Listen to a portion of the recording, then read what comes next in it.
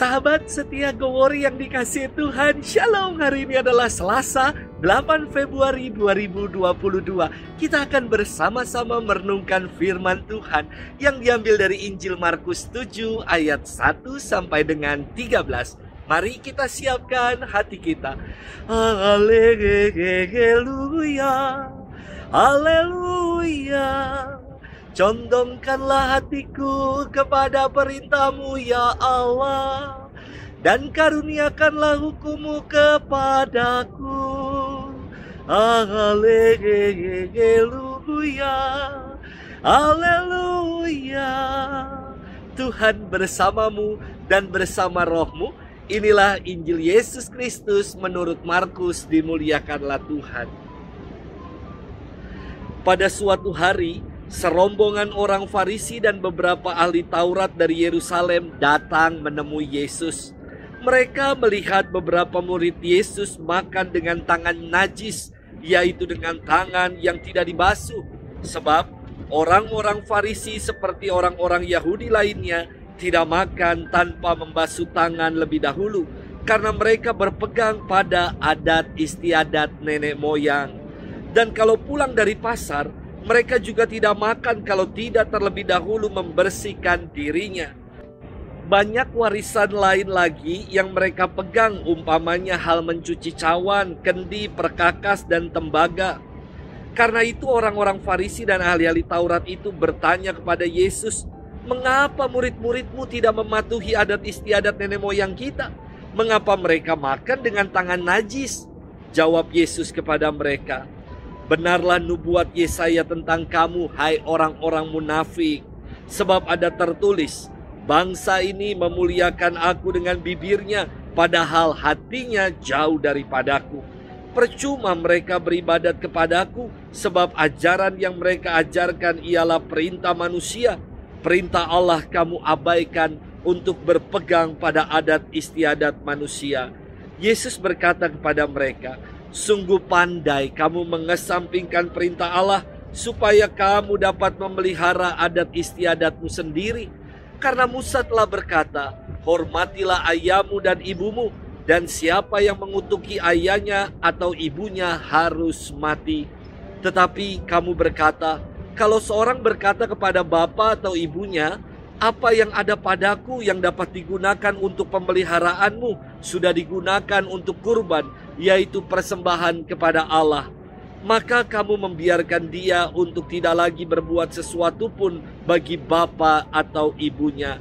Dengan demikian sabda Allah kamu nyatakan tidak berlaku demi adat istiadat yang kamu ikuti itu.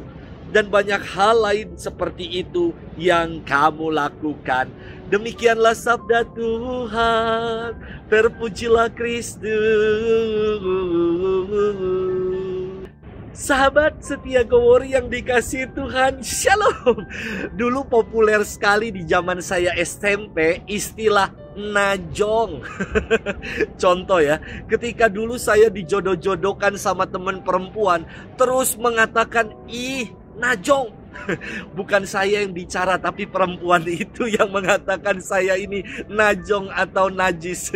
Emang saya babi apa bikin najis? Secara etimologi, kata najis berakar kata Arab al-kadzarah, yang berarti kotor atau menyebabkan terhalangnya seseorang untuk beribadah kepada Allah. Kata najis juga suka disebut mengistilahkan sesuatu yang jijik atau kotoran. Sahabat setia Gowori yang dikasihi Tuhan, firman Tuhan hari ini berkisah tentang ketegangan yang terjadi antara Yesus dengan orang-orang Farisi dan beberapa ahli Taurat. Mereka menyerang Yesus ketika para muridnya makan dengan tangan najis, yakni tanpa membasuh tangan terlebih dahulu.